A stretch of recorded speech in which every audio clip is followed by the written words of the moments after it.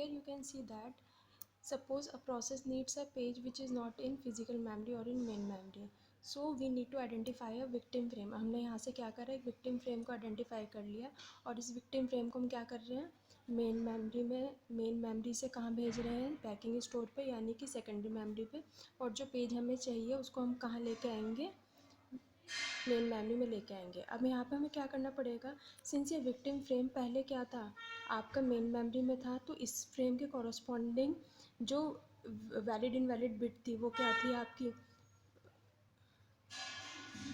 Valid थी, तो उसको हम क्या कर देंगे, अब उसको इनवैलिड कर देंगे, और जो न्यू पेज आप लेके आ रहे हो उसके कॉरस्पॉन्डिंग हम बिट को सेट कर देंगे वैलिड। ठीक है, तो यहाँ पे क्या होगा, सबसे पहले आप क्या करोगे, अपने पेज को स्वैप करोगे टू द बैकिंग स्टोर, फिर उस पेज को जो आप बैकिंग स्टोर में लेके आ रहे हो उसको हम क्या कर देंगे, उसकी बिट को वैलिड सेट कर देंगे, और डिज़ायर्ड पेज को हम क्या करेंगे, बैकिंग स्टोर से लेके आएंगे, और फिर उस पेज के कॉरस्पॉन्डिंग पेज टेबल में एंट्री को हम अपडेट कर देंगे, ताकि ये पता चल जाए कि अब वो पेज हमारा मेन मेमोरी में आ चुका है। ठीक है, अब देखो यहाँ पे प्रॉब्लम क्या है अगेन, कि यहाँ पे हमारे पास दो बार हमें स्वैपिंग करनी पड़ रही है, मीन्स मेमोरी को एक्सेस करना पड़ रहा है। पहली बार जब हम पेज को मेन मेमोरी से सेकेंडरी मेमोरी में भेज रहे हैं, और दूसरी बार जब हम पेज को सेकेंडरी मेमोरी से मेन मेमोरी में लेके आ रहे हैं। ठीक है, तो अब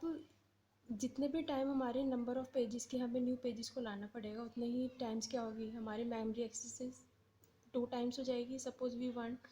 टू 10 पेजेस, तो मेमोरी एक्सेस क्या हो जाएगी, 10 इंटू 2 20 टाइम्स। ठीक है, तो इस चीज़ को हम क्या कर सकते हैं, रिड्यूस कर सकते हैं bye setting an additional bit called modify bit और डर्टी बिट। ठीक है, मॉडिफाई और डर्टी बिट का काम ये होता है कि अब देखो जितने भी हम यहाँ पे पेजेस को लेके आ रहे हैं मेन मेमोरी में, ज़रूरी तो नहीं कि सभी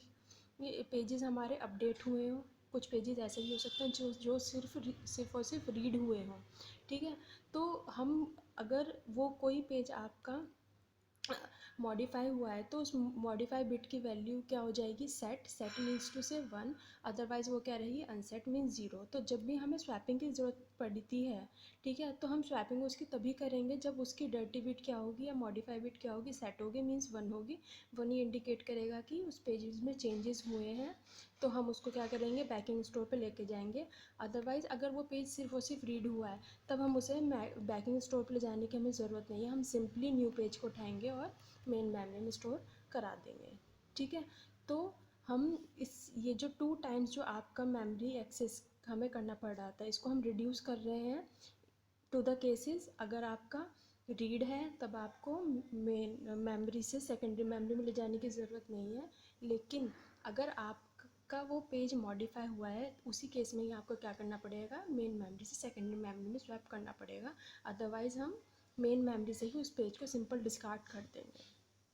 क्लियर।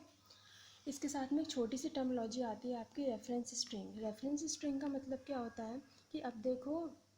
जो पेजेस की रिक्वेस्ट आ रही है वो किसी पर्टिकुलर फॉर्म में आ रही होगी, हर पेज का एक पेज नंबर होता है, तो प्रोसेस किस पेज नंबर को रिक्वेस्ट कर रहा है या किन सेट ऑफ पेजेस को रिक्वेस्ट कर रहा है, तो वो जो नंबर्स होते हैं वो हमारे क्या कहलाते हैं,